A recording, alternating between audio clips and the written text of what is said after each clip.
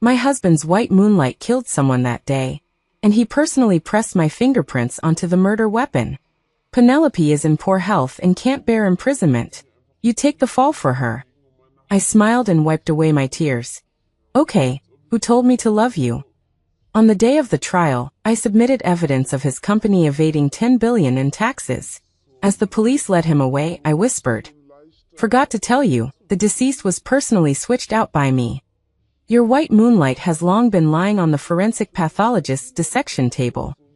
The cold smell of alcohol mixed with an unfamiliar perfume violently flooded Vivian's nostrils as she sat silently in the darkness for a full 3 hours. Outside the door were Alistair and his beloved Penelope. More precisely, Alistair was half supporting Penelope, almost holding her entirely in his arms, as he staggered in. "Alistair. Brother Alistair. I'm so scared." Penelope's voice was filled with sobs, so soft and sweet that it could drip water, and her body trembled uncontrollably as she clung tightly to Alistair. "Don't be afraid, Penelope, it's okay, I'm here." Alistair's voice was filled with a tenderness and care that Vivian had never heard before, with an almost coaxing patience. He didn't even think about turning on the light, perhaps because in his subconscious, the existence of the villa's mistress was completely irrelevant. In the darkness, Vivian's fingertips dug deeply into her palms, leaving several crescent-shaped bloody marks, but she felt no pain at all. What hurt even more was the dull ache coming from her heart, which had long been numb. She was already used to such scenes in their 3-year marriage, wasn't she? The rustling sound of clothing rubbing together, accompanied by the woman's suppressed sobs and the man's low comforting words, continued for a while in the entryway. Then Alistair helped Penelope upstairs, and the sound of their footsteps disappeared in the direction of the master bedroom. The bedroom she shared with Alistair, although Alistair almost never set foot in it. Vivian sat on the sofa in the living room like a ghost for a long time, so long that the moonlight outside the window shifted, casting cold patches of light on the floor. Only when there was absolutely no more movement upstairs did she slowly get up, without turning on the light, and headed towards the kitchen in the faint light, wanting to pour herself a glass of water. Just as her fingertips touched the cold glass of the glass, rapid footsteps came from the stairs. Alistair came down, carrying with him the lingering smell of alcohol and Penelope's sweet perfume. He walked straight towards Vivian, without any embarrassment or guilt about being caught, only an almost cold calmness, and a hint of barely perceptible anxiety. "Vivian, let's talk." His voice was exceptionally clear and exceptionally cold in the quiet night. Vivian held the water glass, not turning around, but looking at the thick darkness outside the window. "Talk about what?" "Talk about how you brought another woman back to our home into our bedroom." Alistair frowned, seeming annoyed by her lack of understanding. "Penelope is very emotionally unstable tonight. She needs to rest." "So my emotions, my needs, deserve to be trampled on?" Vivian turned around and looked directly at him. In the darkness, she couldn't see his expression. She could only see a tall but distant outline. Alistair was silent for a few seconds, as if weighing something, and finally he made up his mind. "Not just rest. Vivian, I need you to do Penelope a favor." "A favor." Vivian almost laughed, her voice trembling. "Alistair, can you be any more shameless?" Alistair ignored her sarcasm and took a step forward, taking something out of his suit pocket. The floor lamp in the corner of the living room suddenly lit up, probably turned on by Alistair just now. The sudden light made Vivian squint. Then she saw what Alistair was holding, a dagger, with a unique style. The handle seemed to be engraved with intricate patterns, but at the moment, it was covered in dark red, semi-congealed blood, and some had even splattered on his well-defined fingers. A strong smell of blood instantly filled the air. Vivian's stomach churned, and a terrible guess seized her as she stared at the knife. "Killed someone." Her voice was dry and unlike her own. Alistair's face was expressionless, as if stating something ordinary. "An accident. The other party wanted to assault her. Penelope was just defending herself, and it got out of hand." "Self-defense? Out of hand?" Vivian looked at the bloodstains, which were clearly caused by repeated stabs, and her heart turned cold. "So," she heard her hollow voice. Alistair held the dagger out further, almost touching her pajamas. "Hold it. Put your fingerprints clearly on it." Vivian took a step back abruptly, her back hitting the cold counter with a dull thud. What did you say? I said, put your fingerprints on it. Alistair's tone became one of unquestionable command, with a hint of impatience. Penelope is in poor health, she has serious heart disease and depression, she can't stand a single day in a place like prison.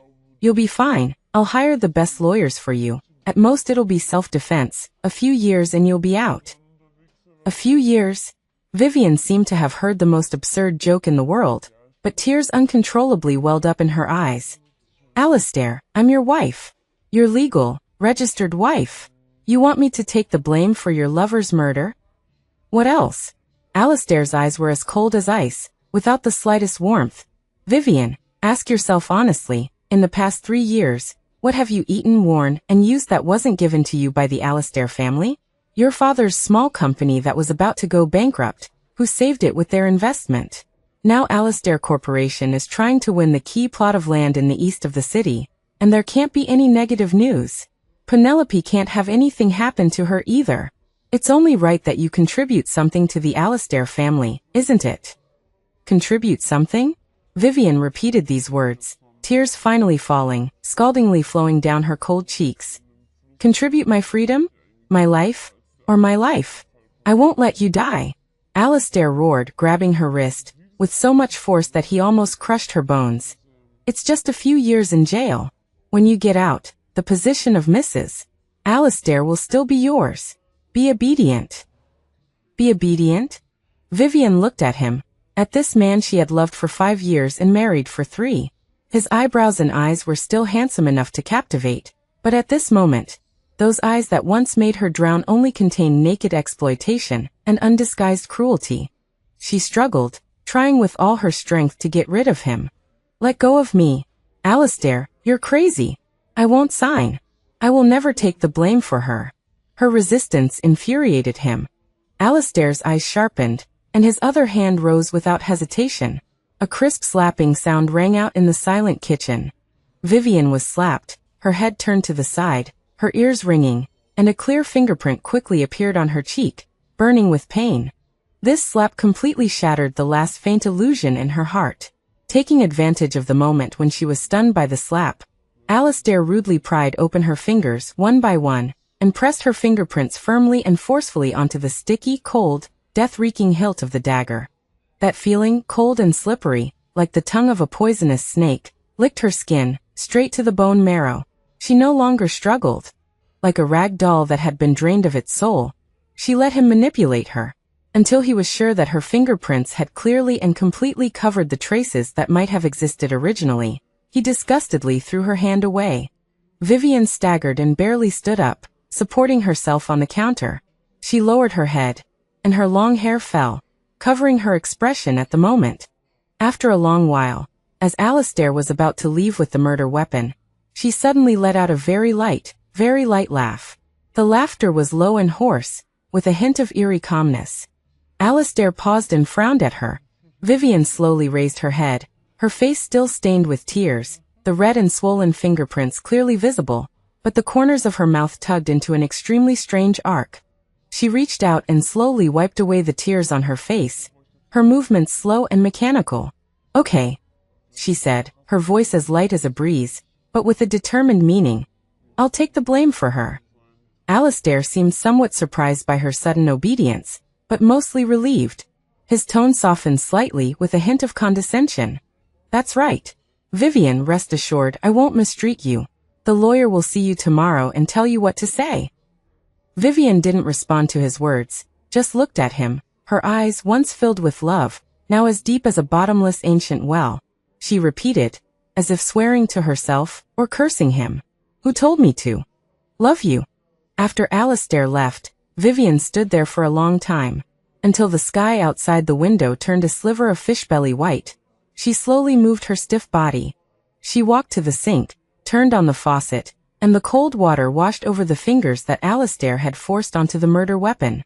She scrubbed them again and again, her skin red and almost broken, but she still felt the bloody smell and cold touch clinging to her bones, impossible to shake off.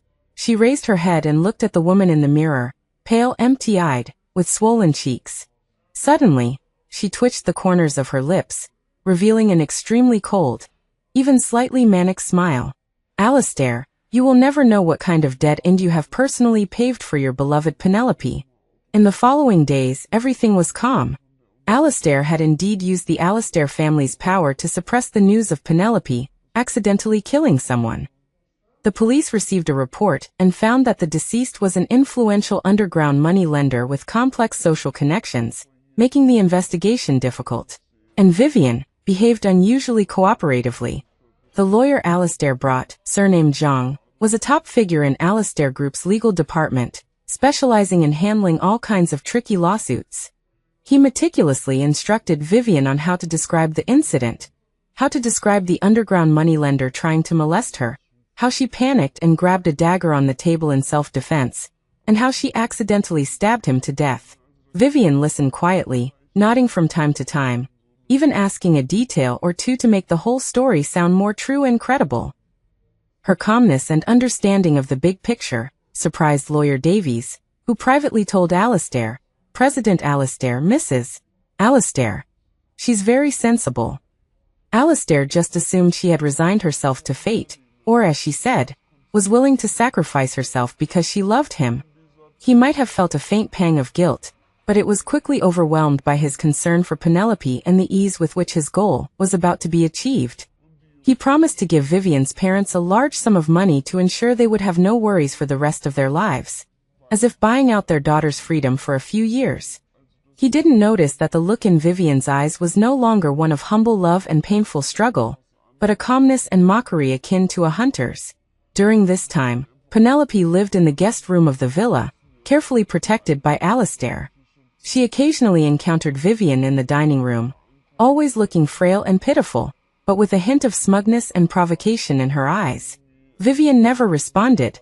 She just ate in silence, returned in silence to her room where she was essentially under house arrest, and prepared everything in silence. She needed a computer and a phone that Alistair wouldn't monitor. The opportunity came quickly. Alistair thought she had completely surrendered and relaxed his surveillance of her.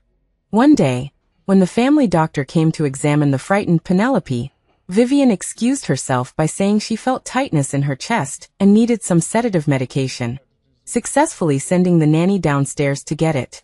Taking advantage of those brief minutes, she sneaked into Alistair's study and used a pre-prepared micro device to quickly copy several key files from the encrypted partition of his computer. At the same time, she hid an unregistered SIM card in the lining of her underwear. Her movements were practiced, her heartbeat steady. Back in her room, she locked the door. She took out the SIM card and inserted it into an old spare phone. She turned it on and connected to the internet. She opened an encrypted chat app and found a contact marked C. Her fingers quickly tapped on the screen. The fish is hooked. Prepare to cast the net. The other party quickly replied. Is the evidence complete? Vivian's fingertip hovered over the screen for a moment, then landed heavily. Complete. Enough to make sure he never recovers. Be careful yourself. Don't worry. The stage is set, waiting for the protagonist to appear. Putting down the phone, Vivian walked to the window, looking at the roses blooming in the garden, Penelope's favorite flower, which Alistair had ordered to be planted everywhere. The corners of her mouth curved into an icy, bone-chilling smile. The trial date came quickly. This Alistair Group CEO's wife negligently causing death case, although the Alistair family tried their best to suppress it, still attracted great attention from the media and the public because it involved secrets of wealthy families and violent plots. Outside the courthouse, cameras and microphones were packed like sardines. Vivian was wearing a simple dress, her face pale, and she walked into the courtroom with her head lowered, escorted by lawyer Davies and bailiffs. She looked fragile and frightened, perfectly fitting the image of a woman horrified after accidentally killing someone. Alistair also came, sitting in the front row of the gallery. He was wearing an expensive custom suit, his face cold, his aura powerful. His eyes met Vivian's for a moment, carrying a warning, and a hint of implying that she should perform well. Penelope, however, did not appear, presumably carefully hidden by Alistair in a safe place to recuperate. Vivian lowered her eyes, hiding the sarcasm that flashed in her eyes. The trial proceeded as planned. The prosecutor presented the case, presenting evidence, including the dagger used as a weapon, and Vivian's clear fingerprints on it. Lawyer Davies stood up and began to defend Vivian on the grounds of excessive self-defense. He spoke eloquently, desperately exaggerating the urgency of the situation at the time, depicting how Vivian, as a weak woman, was forced to defend herself when she was assaulted, and accidentally killed someone in a moment of emotional excitement, which was excusable. The judge and jury members listened with different expressions. Alistair nodded slightly, seemingly quite satisfied with Lawyer Davies's performance. It was Vivian's turn to speak. All eyes were focused on her. She slowly stood up, her steps appearing somewhat unsteady, as if she were bearing enormous pressure. She raised her head, her gaze sweeping across the courtroom, finally landing on Alistair's face. Alistair looked at her, his brow furrowing imperceptibly. For some reason, a faint sense of unease rose in his heart. Today's Vivian, although still looking weak, had eyes that were too calm, strangely calm. Vivian opened her mouth, her voice not loud, but clearly reaching every corner of the courtroom. Your Honor, members of the jury, regarding this case, I have some key information that I need to add. Lawyer Davies was stunned. This step was not in the prepared script. He subconsciously looked at Alistair. Alistair's eyes suddenly sharpened, staring intently at Vivian. Vivian, however, didn't look at them, and directly took out a thick file bag, sealed with a waterproof bag, from an old canvas bag she was carrying with her. She had insisted on bringing it in, and Alistair had thought she just wanted to bring some personal items for comfort and didn't care. I want to report, Vivian's voice suddenly rose, with a desperate determination. To report my husband, Alistair Group CEO Alistair, who since 5 years ago has systematically and organizationally evaded national taxes through related party transactions, false invoices, forged contracts, and overseas money laundering, involving a cumulative amount of. She paused, her gaze like an icy arrow, shooting straight at Alistair, whose face had changed drastically, and reported the astronomical figure word by word. Over 10 billion RMB. Here are some key account details, proof of funds flow, and screenshots of his emails with overseas shell companies. The entire courtroom exploded. Reporters, like sharks smelling blood, frantically pressed their shutters, all lenses focused on the ashen-faced Alistair, and the seemingly fragile woman who had dropped a bombshell. Nonsense. Vivian. You're crazy. Do you know what you're saying? Alistair abruptly stood up, veins bulging on his forehead, no longer able to maintain his usual composure.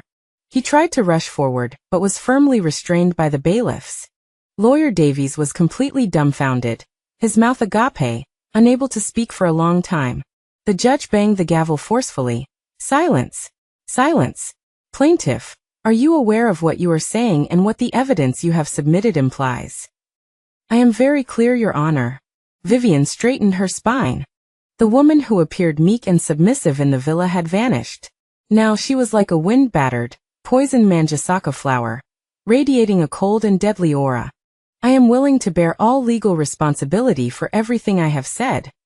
She turned to Alistair, looking at his handsome face contorted by shock, anger, and disbelief, and slowly, a smile appeared. That smile, cold, cruel, carried a long-suppressed hatred, finally finding release in delight. Alistair, I forgot to tell you. Her voice was not loud but like an icy awl, precisely piercing Alistair's eardrums. The deceased you made me take the blame for, I personally switched out. Alistair's pupils contracted sharply, as if he hadn't heard clearly, or rather, as if he couldn't believe what he had heard. Vivian admired the shattered expression on his face, slowly and deliberately, in an almost sing-song tone, adding the final sentence. Your white moonlight, the Penelope you desperately wanted to protect. She leaned forward slightly, her red lips parted, uttering a devilish whisper. Has long been lying on the forensic pathologist's table. You personally pressed my fingerprints onto the murder weapon that killed her. Alistair felt like a thunderbolt had exploded in his mind, and the whole world spun. He stared fixedly at Vivian, the wife he had never looked at properly, the docile and humble woman who, in his eyes now, had become a vengeful ghost crawling out of hell. What did she say? Penelope was dead. Dead. At his hands? He personally put the weapon that killed Penelope into Vivian's hands. and personally helped her complete the frame-up? The immense absurdity and icy fear, like countless venomous snakes, instantly tightened around his heart, almost suffocating him. No. Impossible. You're lying.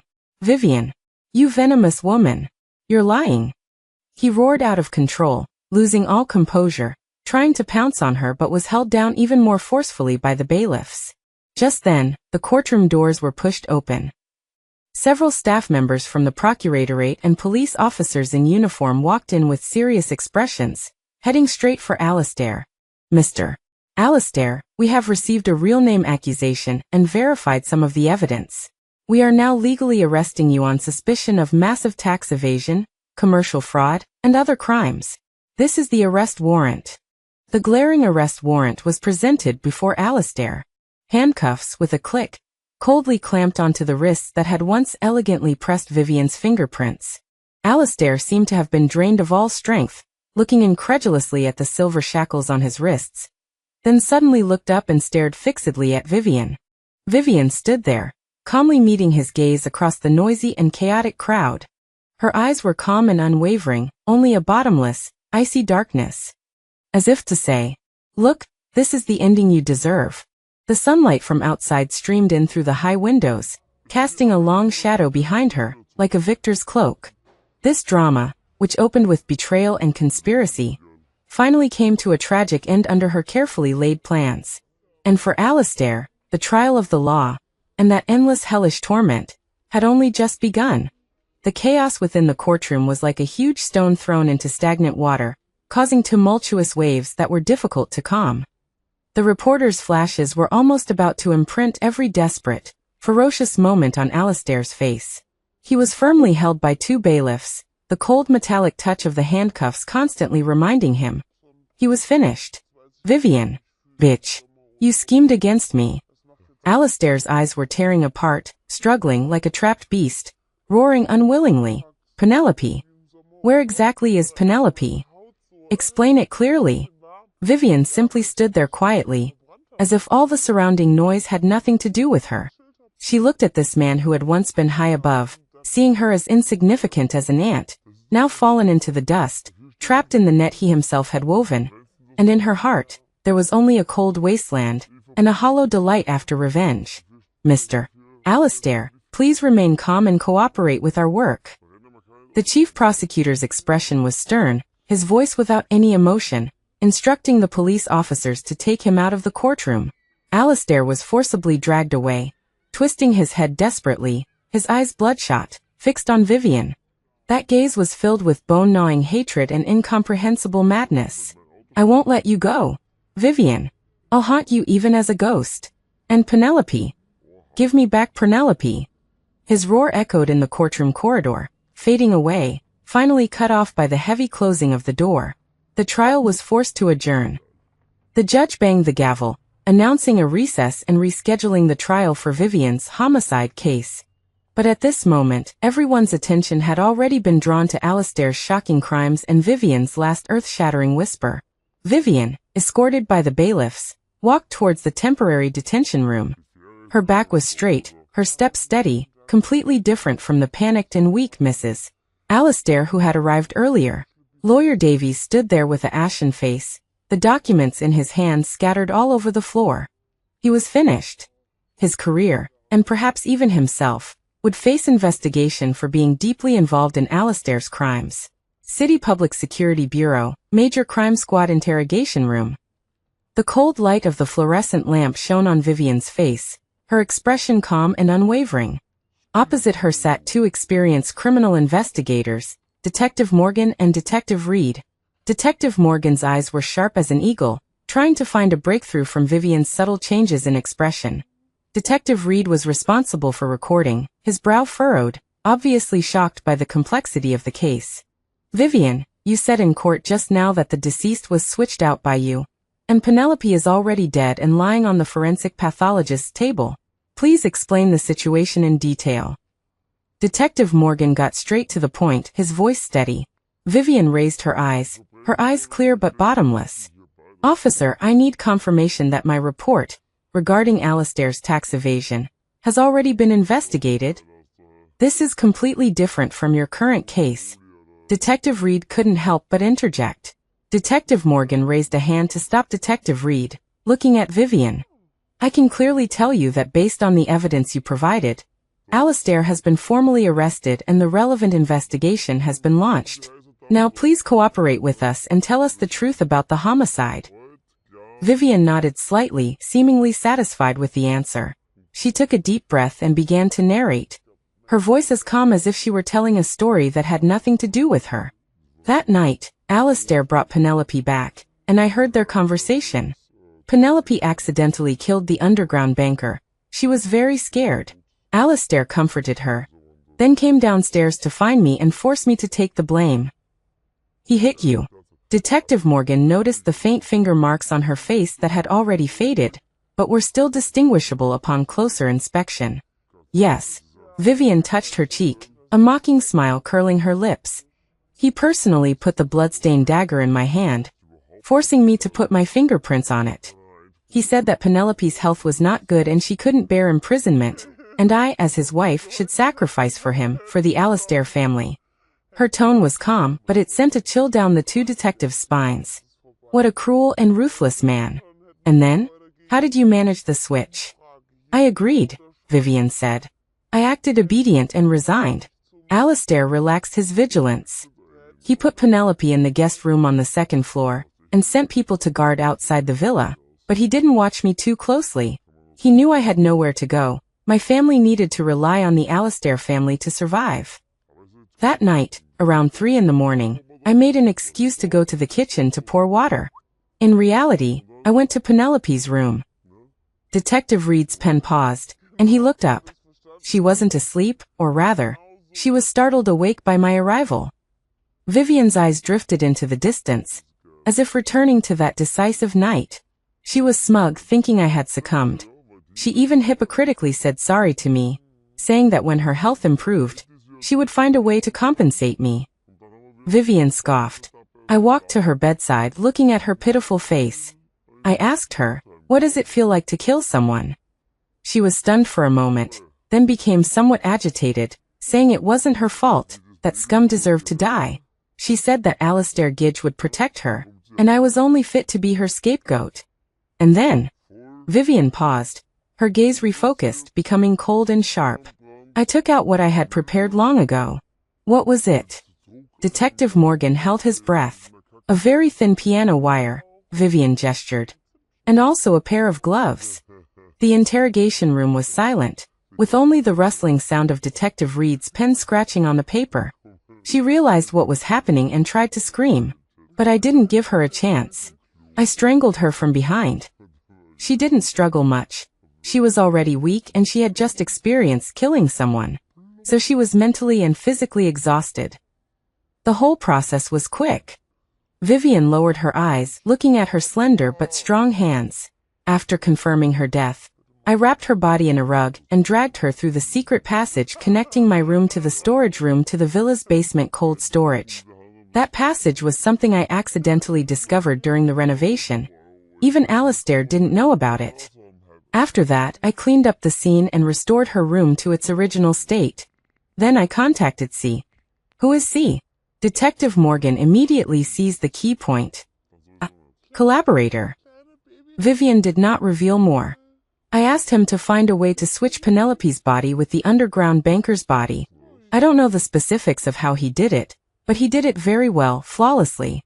The dead person, the police found, was wearing Penelope's clothes from that night, and had signs of a struggle and stab wounds caused by a dagger. Those wounds were recreated on her body based on Penelope's description and the characteristics of the murder weapon Alistair brought. Detective Morgan and Detective Reed exchanged glances, both seeing the shock in each other's eyes. This was not just a revenge. It was a precise and ruthless plan and execution. So, Alistair thought he was covering up your crime of killing the banker. But in reality, he was covering up your crime of killing Penelope? And the knife he made you put your fingerprints on really killed Penelope? Detective Morgan sorted out the chilling logic. That's right. Vivian nodded, a strange smile appearing on her face. He cooperated very well, didn't he? He personally selected the murder weapon for his beloved Bai Yueguang, and personally placed the blame of murderer on me, the wife he looked down upon. Except he got the wrong dead person.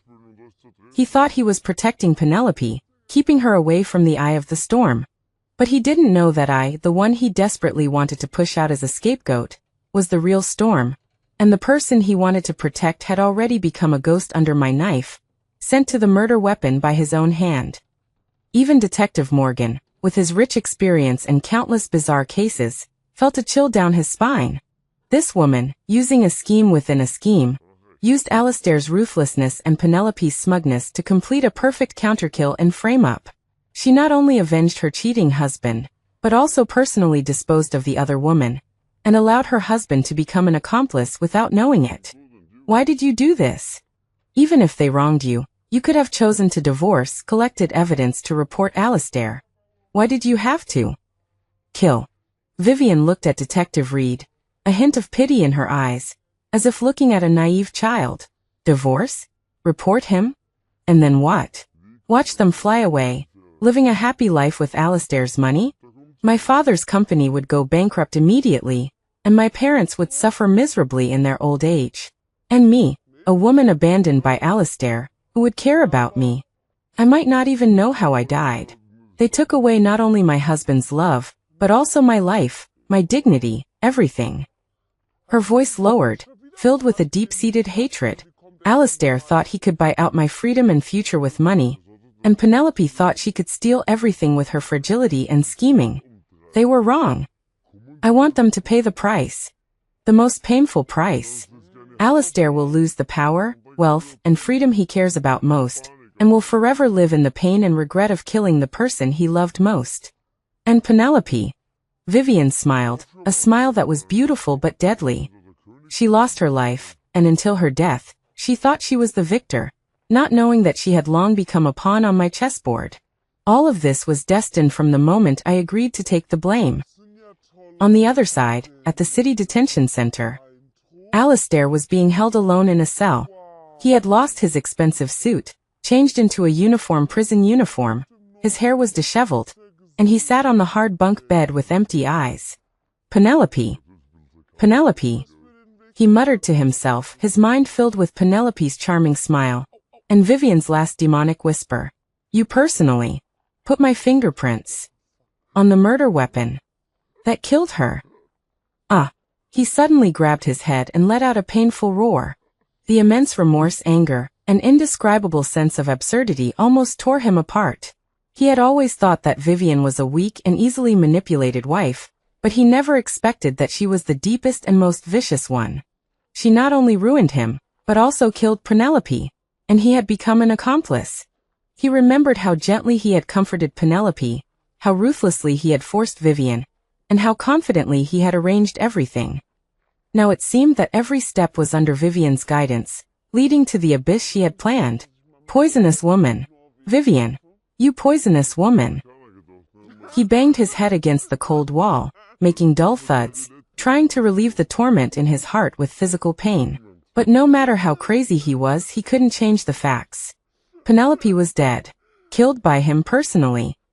His business empire was about to collapse, and he would be ruined, imprisoned, and possibly even face the death penalty.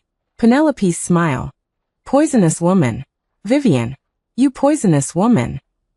He banged his head against the cold wall, making dull thuds, trying to relieve the torment in his heart with physical pain. But no matter how crazy he was, he couldn't change the facts. It's over.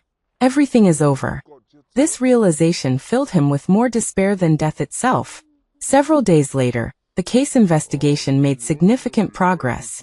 Based on the clues provided by Vivian and the secret assistance of C, the police found the hidden body of the real Penelope. The forensic autopsy confirmed that the cause of death was mechanical asphyxiation, consistent with homicide, and the ligature marks on the neck matched Vivian's description of piano wire. The body of the underground banker, previously thought to have been killed by Penelope, was also found in another hidden location. The cause of death was also stabbing with a sharp weapon, but the modus operandi differed from Vivian's description of self-defense, and the role of C in the case is under further investigation. The evidence against Alistair for tax evasion and commercial fraud was conclusive, The amounts were particularly large, and the circumstances were particularly serious. He will face the severe punishment of the law. Vivian was formally arrested on suspicion of intentional homicide. When the trial reconvened, she stood in the dock, her expression still calm. The court comprehensively considered her motive for killing, long-term mental oppression, her husband's betrayal and forcing her to take the blame. Her surrender, voluntarily confessing to the police the facts of the murder that they had not yet grasped, and her significant meritorious performance, reporting Alastair's tax evasion of $10 billion, saving the country a huge economic loss. At the same time, the victim, Penelope, was clearly at fault. Ultimately, Vivian was sentenced to 15 years in prison. When the verdict was announced, Vivian closed her eyes. 15 years. Compared to the long sentence she might have faced for taking the blame, or compared to the despair that Alastair and Penelope had inflicted on her, this result seemed acceptable. She was led away from the courtroom by the bailiffs. As she passed the gallery, she saw her parents rushing in. Her mother was in tears, and her father seemed to have aged overnight, his eyes filled with pain, incomprehension, and a hint of complex pity. Vivian gave them a comforting, apologetic smile. "I'm sorry, Mom, Dad. Your daughter can only use this method to end this nightmare and reclaim a little of the justice that belongs to her." She turned her head and no longer looked back at anything. The prison gates slowly closed behind her, isolating her from the outside world. Within the high walls was another kind of life. But for her, this was perhaps more like a refuge than that magnificent but icy villa. At least here, she no longer needed to pretend, no longer needed to endure, no longer needed to love someone who was not worth it. She used her own hands to personally end that marriage filled with deceit, betrayal, and exploitation, and sent those who had once trampled on her, one by one, into the abyss where they belonged. Sunlight shone through the iron bars, illuminating her calm face. This power play, which began with betrayal and ended with revenge, came to a close. And she, Vivian, was no longer anyone's appendage, nor was she anyone's substitute. She was the protagonist of her own story, and even if the road ahead was a long prison sentence, her soul had gained freedom in some sense.